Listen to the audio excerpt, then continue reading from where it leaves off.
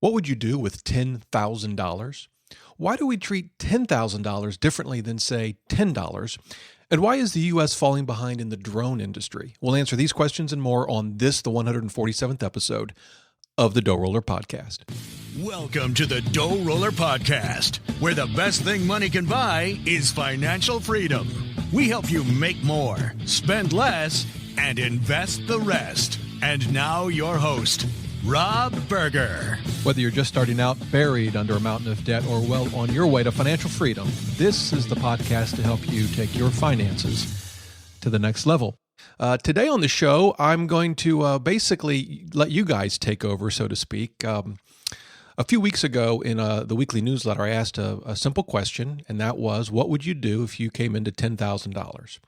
And I got a lot of answers from a lot of folks, and they were all very interesting, particularly if you think of them collectively, and that's what we're going to do. We're going to talk a little bit about sort of the collective response, because by and large, with a few exceptions, the response from everybody, although different, were very similar. And I'll explain what I mean in just a minute. I think it kind of gives us some insight into how we treat larger sums of money, say $10,000, versus how we might treat smaller amounts of money, say $10. And so that's what we're going to cover today. Before we get to that, though, I do have to cover something that I read in the news recently that just drives me crazy. I guess this is going to be a bit of a rant, not much of a rant, a small rant, but this was a piece in the Wall Street Journal, The Grinch Who Stole Drones. Here's the deal. As you may have heard, certain companies, Amazon is probably the one that's most public about it, wants to test drones. They want to use drones down the road to deliver packages. So, there's a lot of testing work that has to go into that. And so what Amazon wants to do on their own private property is test drones. Well, guess what? They can't just go do that on their own. They have to actually get the government's approval, the FAA's approval to be specific. And it turns out the FAA is giving commercial entities, including Amazon, a really hard time about using drones. Now, you and I, for non-commercial uses, there's absolutely no regulations. We can go out and fly a drone in our backyard right now if we want to. We don't need the FAA's approval. But if you want to do it for commercial use, even if you're just testing it on your own private property, you need the FAA's approval. So Amazon is trying to get the approval, and the FAA comes back with this long list of questions. They want, for example, the FAA wants to know why Amazon thinks using drones to deliver packages is a good idea, as if that's the FAA's business. Let Amazon decide whether that's a good business decision or not. What's the FAA got to do with that kind of decision? Now, they may have something to say about safety issues, right? They don't want drones high enough in the air so that it's impacting, say, commercial flight, for example. That makes sense. And it seems like just about every developed country in the world has figured this out but us. It's some simple regulations like don't fly them above 400 feet, don't fly them within 5 miles of an airport. Not that complicated. But the FAA is dragging its feet. I don't know why, and we're falling behind. So the drone industry is leaving the United States behind. Jobs are now overseas. The drone industry is developing quite nicely in other countries, but not in the United States. Go figure. I don't know. I just wanted to rant about that. It drives me crazy when our government gets in the way of jobs and gets in the way of productivity. Yes, there's a place for regulation, for sure. But it's just in the last few years gotten absurd. Anyway, that's my rant for today. The FAA and drones. I don't know what they've got against drones. I mean, the regulations aren't that complicated. Make it happen. All right. So back to the topic of today, and that's that question I asked in my newsletter. By the way, if you don't get the newsletter, you can sign up. It's free, DoughRoller.net/newsletter. Just put in your name and your email address. The newsletter goes out every Saturday at 7 p.m. And as I said a couple of weeks ago, I asked the question, what would you do if you fell into some money? It's $10,000 to be precise. And it was interesting. I'm going to read a lot of the responses I got a little bit later in the show. But with a few exceptions, everyone did something really smart with the money. And by the way, I say maybe that's the wrong way to put it, because the other folks who didn't save it or pay down debt had other good things to do with it. So I guess I shouldn't say smart, but rather almost everybody either invested it or paid down debt or some combination. They did things that increased their net worth. They saved it, you'll hear about some of these, but they saved it in an emergency fund, they invested it, they added it to their IRA, they paid down credit card debt, they paid down school loans. They did either something that would either increase the assets on their balance sheet or decrease their liabilities. Yet, when it comes to small amounts of money, are we doing the same thing?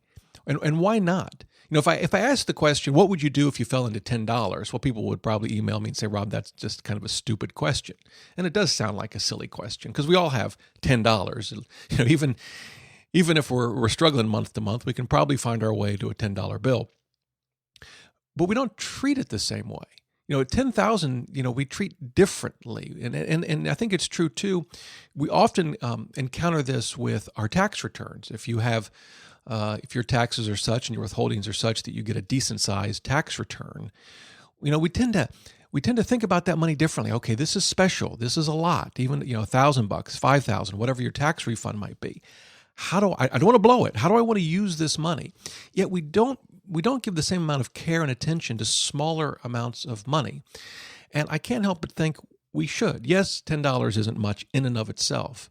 But over days, weeks, months, and years, it adds up to far more than $10,000. That money that I spend, one of the things I do, and I'm going to be actually talking about this in an upcoming podcast, I look at my budget on an annual basis, not just a month-to-month basis. So I was doing that, as we left 2014 and we entered 2015, I opened up my copy of YNAB, You Need a Budget, and was looking at my spending for the year.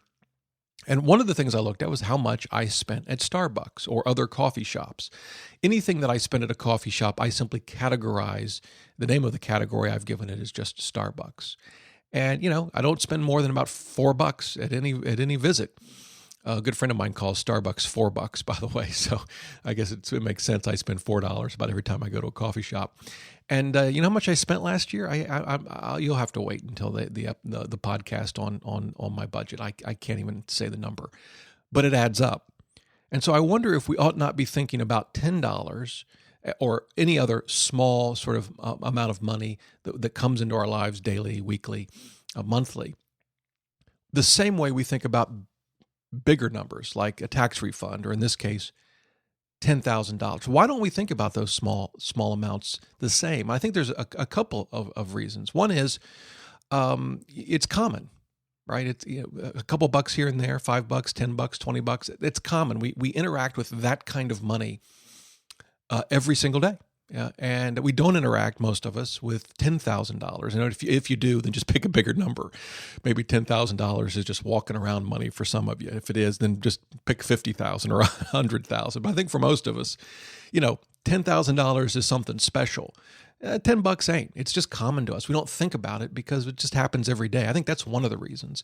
I think a second reason is it's really hard to internalize and feel the power of compounding. I mean, intellectually, we can puzzle through it. We know that compound interest, whether it's compounding of our own investments or compounding of interest on debt that we have, we know it adds up, but it's really hard to feel that. We have to look at the numbers. It's not something that just comes naturally. And so I think it's hard for us to internalize that when it comes to small amounts of money. I think the third thing is spending small amounts of money doesn't feel bad, right? We spend $10 here, $10 there. It doesn't feel like, that's a mistake. Blowing $10,000 in one fell swoop, that seems like a big mistake. And of course it is. But blowing $10, every day, every other day, every week doesn't seem or feel like a bad decision. And I think the last thing is, delayed gratification is required for small amounts of money. It feels good to take $10,000 and throw it on your debt or throw it into an investment account. You get the immediate gratification of look at what I've just accomplished. But throw an extra $10 on your credit card debt. I mean, that doesn't seem like a big deal at all. And in and of itself, it's not. But if you do that every week, then it adds up to a lot of money. And so I would kind of encourage you to try to think about the small amounts of money in the same way you think about, the larger amounts of money. All of that said, what I want to do today, I'm going to give you my 10 ways to invest $10,000.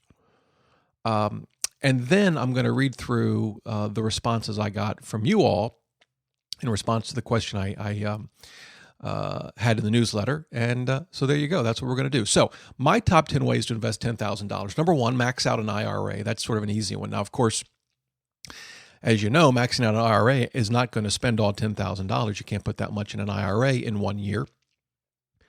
So you could have some other things to do with the money as well. But if I fell into money, why not max out an IRA, get it done? Wherever you keep your IRA, or maybe you need to open one. But that seems to me to be a really sound way to spend that kind of money. The second one, similar, but you have to go about it a little differently. Invest in your 401k or 403b. That gets a little trickier, right? Because if you fell into $10,000, you can't just send that over to your 401k, right? 401k is funded through payroll deductions.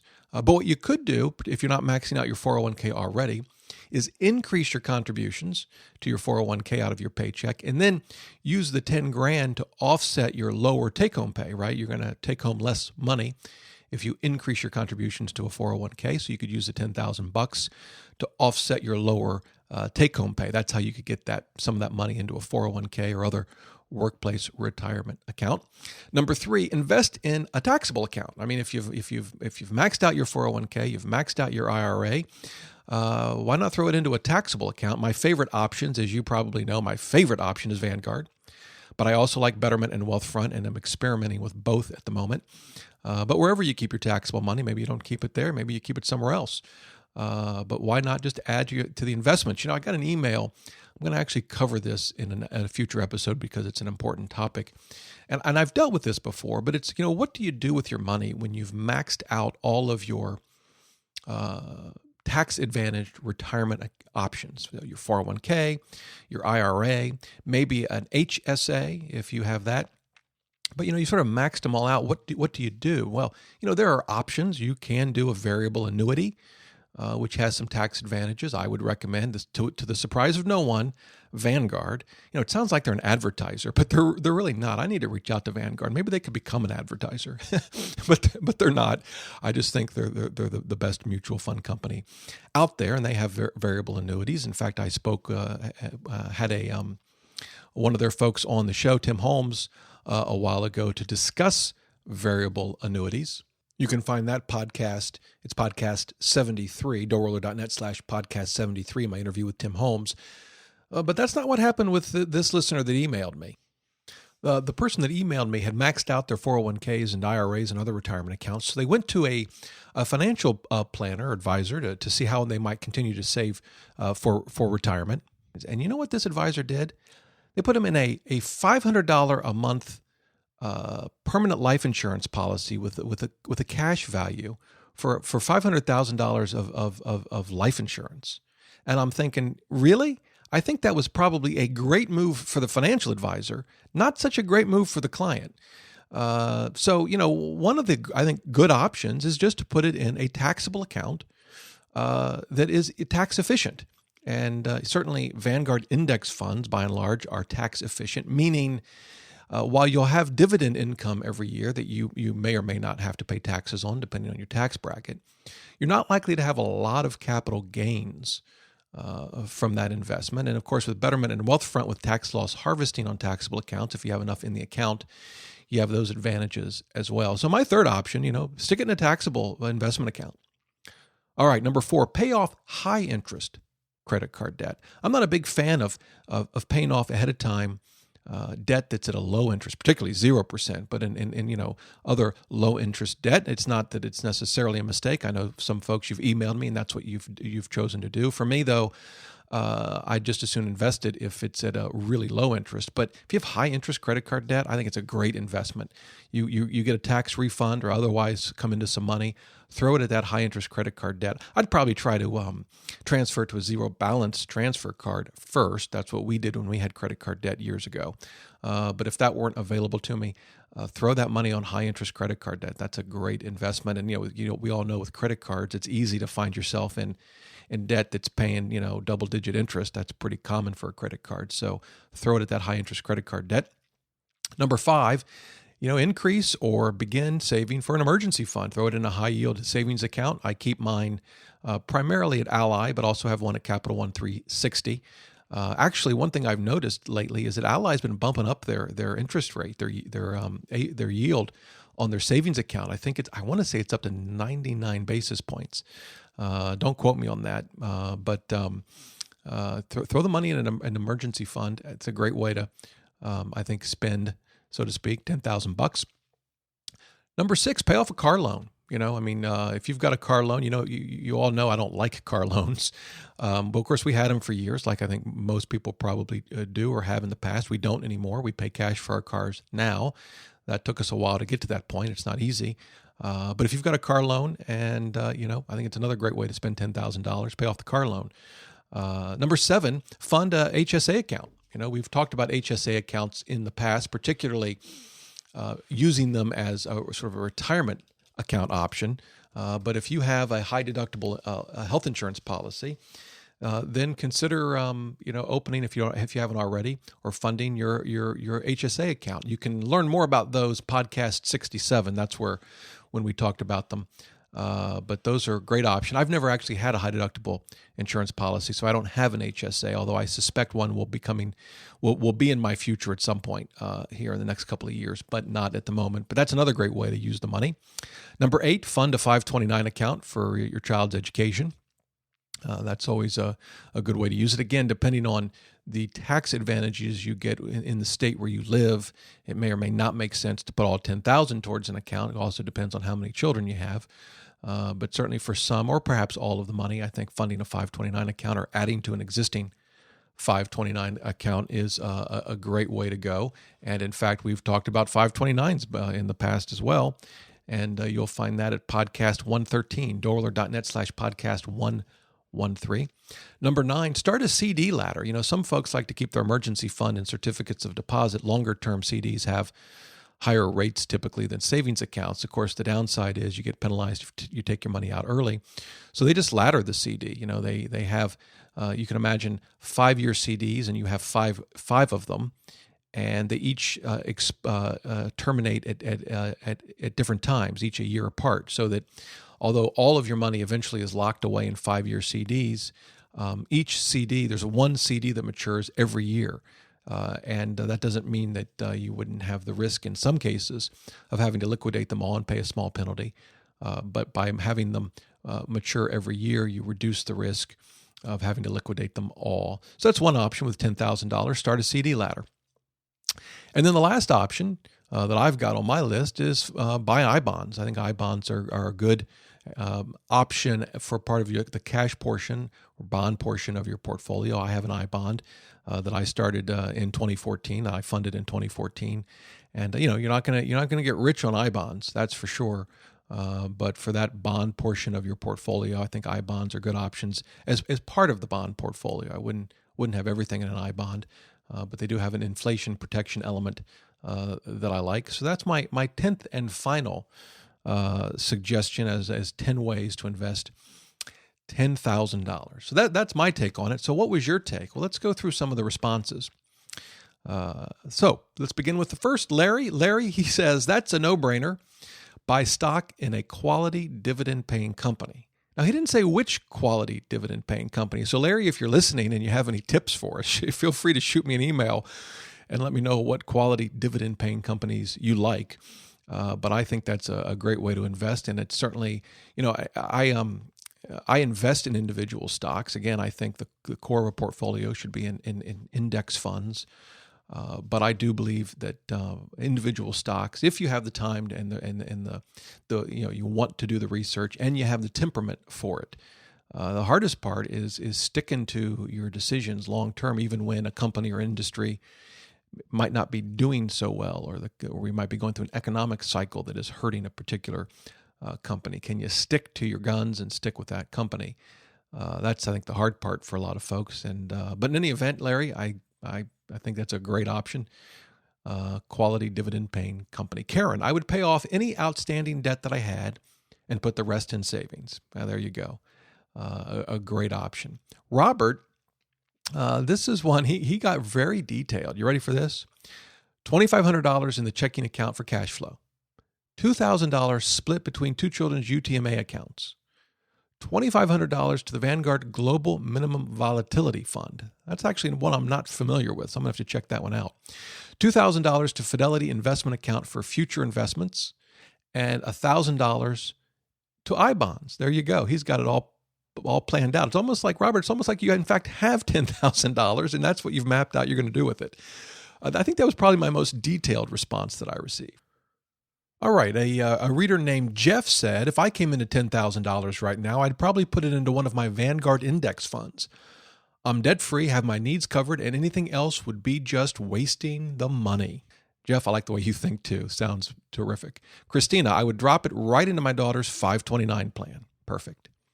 Sachin, and by the way, I know I'm pronouncing this name correctly because they actually spelled it for me phonetically, which is always helpful. Sachin. With $10,000, there are a couple of investment options. One, the conservative investment option, put it all in a Vanguard 500 index fund, Admiral shares. At 5 basis points expense ratio, it's a no-brainer. Maybe convert non-Admiral shares to Admiral if you were already invested in investor shares. Let me just stop there and tell you what's going on. When you invest at Vanguard, they have different classes of shares for their funds. One's called an investor share. One's called an Admiral share. An investor share typically requires, I think, $3,000 as a minimum investment. Once you get to $10,000, you qualify for Admiral shares, and the investment's the same. The difference is the expense ratio is lower. Admiral shares, as Sachin mentioned, was 5 basis points. Investor shares are still, remarkably inexpensive, but they might be, I don't know, 15 basis points, 17 basis points, something like that. So at Vanguard, with the funds there, most of them, once you hit $10,000, they get even cheaper. So that's what they're referring to there between Admiral shares and investor shares. Okay. Number 2, crazy investment option, invest in USO ETF. Crude should be hitting the bottom sometime soon. Well, let me stop there. As we all know, oil is down significantly, down about 50% from earlier in 2014. And I don't know when it's going to go up, but it will go up. I mean, they say with economists, you should predict when or what, but never both. So my prediction is oil will go back up. I don't know when. So, if you can ride out the storm, might be a great investment. All right, Sachin then finished. Other options include pay off the car loan and redirect the monthly payments to an investment option. Very good. All right, Patrick, $7,500 minus expenses at the craps tables in Vegas. $2,500 in baby furniture since the wife is having twins. Unplanned, by the way. Patrick, congratulations. Good for you two. Wish you the best. Not sure about the $7,500 at the craps tables, although if I were going to go to Vegas and I were going to gamble it, I would be at the craps tables as well. One other thing Patrick said in his email. He says, one other note, as a former United States Air Force captain, Navy Federal doesn't hold a candle to USAA. Besides the great insurance, banking, and customer service, USAA gives out distributions to their members. Mine was $50, and I don't have insurance through them presently because I'm living outside the USA. Now, some of you might be saying, well, that's great, but why is Patrick comparing Navy Federal to USAA? My hunch is because, as you probably know, my son is at Parris Island, and in fact is going to be, God willing, graduating in just a few days. He is, in fact, I will tell you, he is in the middle of the crucible, even as we speak. And there are two kinds of people in the world, those who know what the crucible is and those who don't. For those that know what the crucible is, keep them in your thoughts and prayers. Anyway, I guess they open up a Navy Federal account for the recruits. That makes sense that the Marines would open it at Navy Federal. And I think that's where his pay, such as it is, gets deposited. And so I don't have an opinion on Navy Federal versus USAA. You've got Patrick's opinion for those that are considering those options. And I'll pass that along to my son when he gets home. All right, Donna, I would apply it on my son's private school loan after I take out taxes to lower his debt. Interesting she referenced taxes. I didn't put in the question exactly how you came into this $10,000. It could have been a gift. It could be taxable. So Donna hit that one with the taxes, but that's what she would do. Help her son out with his private school loan. Stephanie, if I received $10,000, I would give $1,000 to charity, put $2,000 into my dream vacation fund, actually into my savings until I actually am ready to take that dream vacation, and use the rest to max out my Roth 403b instead of my traditional 403b. Interesting. Stephanie's the first one to mention charity, and she would give 10% to charity. Good for you, Stephanie. The next one, whose name is Prime, spend it on an engagement ring. There you go. Congratulations, I guess, although if you don't have the engagement ring yet, maybe the congratulations is premature. But there you go. 10 grand. I'm trying to think, what did I spend on my engagement ring? Of course, this was 19. When did we get married? 1988. So the engagement ring I would have bought at the beginning of 1988. And I bought the ring from my uncle, uncle-in-law, I guess, who took over my father's jewelry business when my father died. And I can remember going into the office where I'd been many times, and he had this huge safe. This was my father's safe when he was alive, and now my uncle, he opened it up, big door opened up. Then he got down on his hands and knees. There was a safe within the safe. He's working the combination, pulls out, grabs an envelope, pulls it out on his desk, opens it up, and there's just loose cut diamonds. Which one do you want? And I'm like, well, which one can I afford? I know I didn't spend $10,000. I don't remember what I spent. It was a lot less. All right, Larry, I would buy $10,000 in mutual fund shares in energy oil companies, such as VGENX. There's another person that wants to buy into the oil as it's fallen. Jeff, I try to live by the 10-20-70 rule. So I would give $1,000, save $10,000, and spend the rest. But in reality, I would probably save most of the $8,000 too. There you go. Then he says, I bet a lot of your answers for this will be based on personality type, nerds versus free spirits, etc. Well, that might be, but I'm curious. What would the nerds do with the money, and what would the free spirits do with the money? I guess the free spirits would spend it on vacations and things, and the nerd, I'm not sure. I guess I kind of consider myself a nerd, but don't know. All right. Guadalupe says, use $7,000 to consolidate debt and the other $3,000 to invest in my network marketing business. Don't know what that is. You ought to let me know. Earl, pick 5 charities that I think need the help and give $2,000 to each. I like your style. Joe, invest part in blue chip oil company stocks. That's the third person that wants to invest in oil stocks. And the rest in short-term, high-quality bonds. There you go. Kyle, buy back the years of service in my pension. The first 6 months of employment, nothing went onto my pension, but I can now buy those months back to add to my service. I confess I've never had a pension. Kind of wish I did, but I don't. I have heard, though, that if you've, as Kyle mentioned, if you've missed some years of or months of contributions, you can buy them back. That would be an interesting calculation as to whether it's worth buying them back. I don't know how I'd figure that out. In any event, that's Kyle's what he would do with the money. Max, I would pay off my credit cards. Aaron, if I were given $10,000, I would put it away for my emergency fund, still working on reaching that goal. I'd put it in a credit union checking account that accumulates exceptional interest, and some credit unions do pay very good interest. Ace and I have been emailing back and forth on a number of things, but he says that he would put it towards the mortgage. Lisa, okay, easy. 3,000 savings. I need a lot more. 3,000 on my credit card that would put a small dent in my debt and lower the payments. 3,000 to my mom for medical help with medical costs. 250 for Go Red for Women, which is American Heart Association. 250 for Step Out for Diabetes, a walk in honor. She says she walks in honor of her mom. And $500 fun money / day spa. That's my personal breakdown. I've been hoping for that kind of windfall. Would be nice. So she balances between saving, debt, helping others, charity, having some fun. Well-balanced approach to how she'd spend that money. Mary, if I were given $10,000, I would use $7,000 to pay off my husband's car loan and put the remaining $3,000 into an emergency fund. Logan, he would max out the Roth at $5,500, put $2,000 in his son's 529 plan. He says in Georgia you can deduct up to $2,000 off your taxes. I think that's the same rule in Virginia. And put the rest in cash reserves. Well, I would also buy a nice bottle of bourbon. There you go. All right, what else do we have?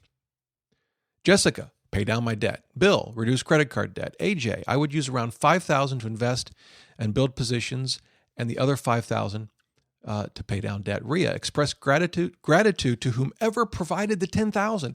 She was the only person that actually said that. I mean, I didn't give any background as to where this $10,000 came from. Frankly, I didn't even think about that. When I read it, I thought, goodness, that's a great response. Express gratitude to whomever provided the $10K. Then pay off or pay down debts, put 20% into an emergency account, reserve a small amount to make a special meal with my family, reorganize, plan, implement a new long and short-term budget. There you go. Ben, if I were given $10,000 in a lump sum, I'd throw it at my fiance's student loans. They are at 6.625% through Sophie. Historically, would stocks outperform that by 0.5% or so? Yes, but gaining freedom by lowering debt is worth 0.5% to me. That being said, I don't know what the breaking point would be. Off the top of my head, maybe 2%, but it's definitely something I'm going to put some serious thought into. It's an interesting question. The best financial decisions to make aren't always the ones that are mathematically the best. And that may surprise some of you because I love the math. But there's a whole field of behavioral finance, and it's important. And what might be the best decision for one person might not be the best decision for someone else. And Ben hit that one, the nail on the head on that one. So it's something to I view it as Mr. Spock versus Captain Kirk. You kind of need a little of both, I think. Sandra, what I would do with $10,000 if I wasn't in financial straits, I would start an IRA, an emergency fund. Klaus, I would take $6,500 and put it to the Roth for next year. The rest will go into the savings, adding to the reserve fund. Kelly, invested wherever my allocation needs it. So that's interesting. Kelly would, in effect, rebalance her portfolio by using the $10,000 to put it in whatever asset class has fallen below her plan. And by the way, that's exactly what you can do with new contributions, right? Whether it's the monthly contributions to a 401k, annual contributions to an IRA, or whatever. Jackie, what would I do with $10,000? Pay down some credit card debt, or maybe redo my driveway. I like that. Credit card debt or driveway. There you go. Eric, if I had $10,000, straight to a $25,000 balance home equity line of credit, which is currently at 4.25%. Well, there you go. Those were your responses to that question. I appreciate you taking the time to email me in response to those questions.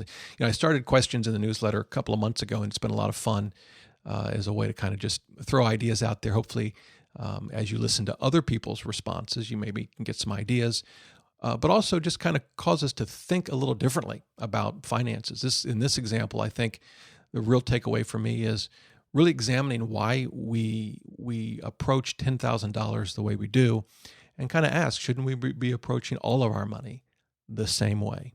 Just a thought. Hey, until next time, remember, the best thing money can buy is financial freedom.